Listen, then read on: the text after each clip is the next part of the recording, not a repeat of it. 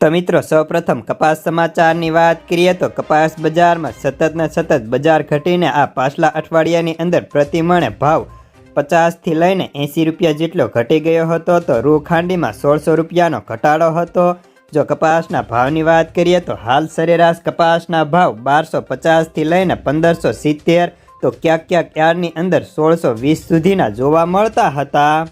જો કે શંકર ઘાસડીના ભાવની વાત કરીએ તો આજે ગુજરાતની અંદર ફરી શનિવારે 200 રૂપિયા વધુ ઘટીને ખાંડીના ભાવ 60,000થી 60,500 રહી ચૂક્યા હતા।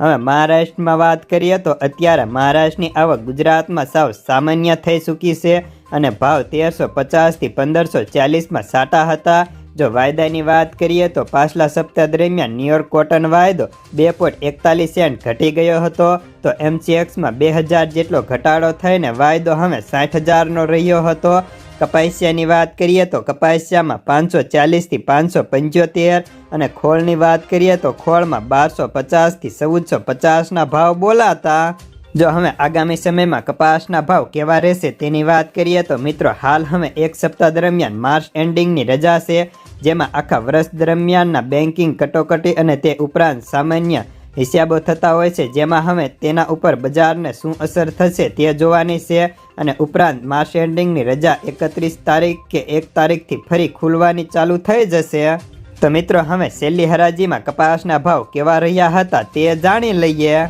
બોટાદ 1325થી 1639, ગોંડલ 1101થી 1571, કાલાવાડ 1200થી 1575, જામ જોધપુર 1321થી 1571, ભાવનગર 1316થી 1579, બાબરા 1300થી 1588, જેતપુર 1100થી 1547, મોરબી 1425થી 1611, રાજકોટ 1400થી 1600, અમરેલી 1001થી 1571, સાવરકુંડલા 1350થી 1551, જસદણ 1350થી 1560,